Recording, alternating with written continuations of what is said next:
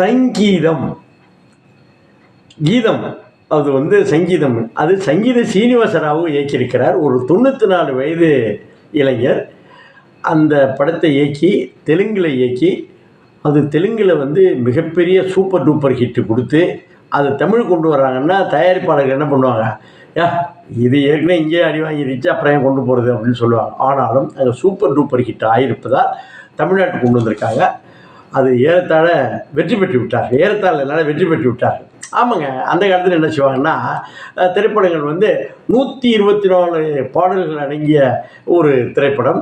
அது வந்து 2 இன்டர்வெல்லாம் கொடுக்கப்பட்ட படங்கள்லாம். ஏன்னா மொத்தமாக இப்போலாம் உங்களுக்கு ஓடிடி வந்ததுனால அது 5 எபிசோடாக பிரித்து கொடுக்குற மேட்ருகள் என்பது இல்லை. அதனால் ஒரே இதை உள்ளே போனாக்கா பிடிச்சிக்கிட்டு பார்த்துட்டு போங்க பாங்கிற மாதிரி பண்ணுவாங்க. அப்படி ஒரு திரைப்படம் இது. ஆமாங்க, அதாவது பாடல்கள் நிறைந்த உன்னத பாடல்கள் நிறைந்த அப்படின்னு சொல்லிட்டு வருவாங்க. 7 பாடல்கள் நிறைந்த காதல் கீதங்கள் நிறைந்த நிறைய சங்கீதம் நிறைந்தன்னு பாடுவாங்க. இது படம் ஃபுல்லாகவே பாட்டு. அந்த பாட்டு என்பது இப்போ நம்ம சொல்லுவோம் ஹரிச்சந்திரன் என்னடா என்னப்பா சொல்கிற அப்படின்னா என்னடா சொன்னாய் அப்படின்னா அதுக்கு ஒரு பாட்டை போட்டுவாங்க. அது இந்திய திரையுலகில் குறிப்பாக தமிழ்நாடு சவுத்தில் உள்ளது பூரா பிறந்ததுலேருந்து சாகிற வரையும் பாட்டு தான். செத்து விட்டாலும் ஒப்பாரி, மகிழ்ச்சி அந்த ஒரு கொத்து, அடுத்து வந்து பிறந்தவுடனே தாலாட்டு, இப்படி பண்ணுறப்போ பாடல்கள் என்பது நம்மளுடைய ரத்தத்தில் ஒன்றாகிவிட்டது. ஆமாங்க, அதனால் இது ஒரு பெரிய பாடல்கள் வந்ததும் புதுமையாக இருந்தாலும் கூட ஒன்றும் இல்லைங்க. புகைப்பிடிப்பது உடலுக்கு கேடு, உடல் நடத்துறது தாகசாந்தி, அதாவது மது அருந்துவது குடும்பத்திற்கு கேடு, அது முதல் ஒன்று பாடல்களாக கொண்டு வந்திருக்காங்க. இது என்னென்னா பாட்டுட்டு திருப்பி இன்டர்வல் போயிட்டு திரும்பி வந்தால் திருப்பி போடுவோம்ல, அதுவும் வருது. ஆனாலும் ஒரு இன்ட்ரெஸ்டிங்காக சொல்ல வேண்டிய கருத்தை சில பேர் நாடகமாக சொல்கிறார்கள், கலைஞர் பொண்ணு வசனமாக சொல்வார்கள்.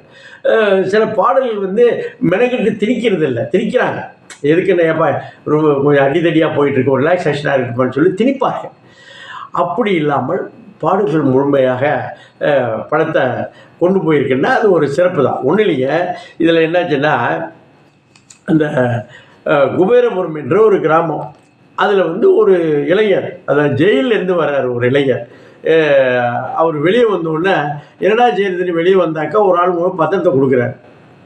பத்திரம் நிறையா. இது எதுக்கே நான் இனிமேல் என்ன பண்ண போகிறேன் தூக்கி விட்டேறாரு, ஒரு லாரியில் விழுந்துருது.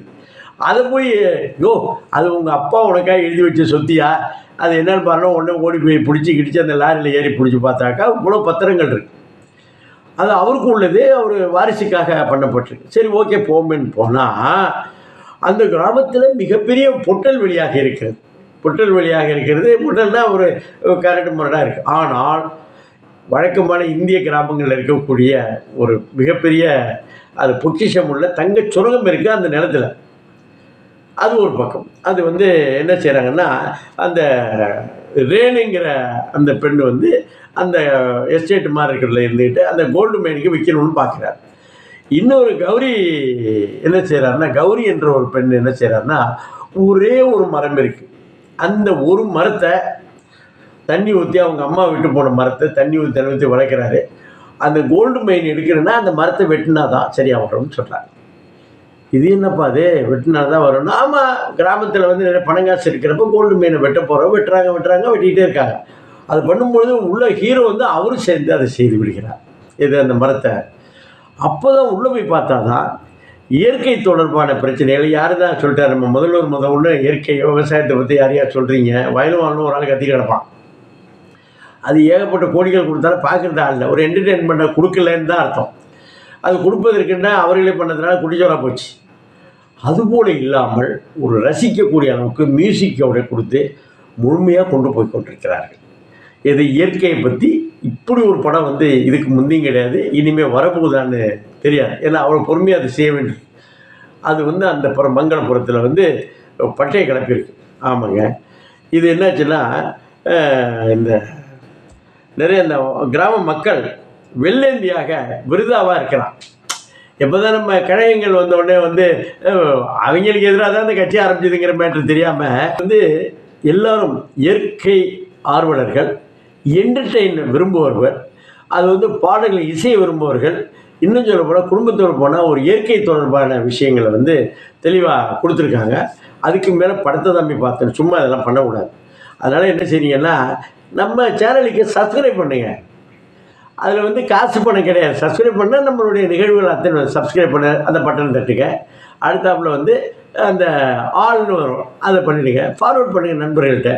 நிறைய விஷயங்கள் கொடுக்குறோம். நம்ம கொடுக்குறோம். ஒரு கை தட்டுறது மாதிரி தானே சப்ஸ்கிரைப் பண்ணுறது. அதனால் உங்களுக்கு காசு செலவு ஒன்றும் கிடையாது. பாருங்கள். வாழ்த்துக்கள்.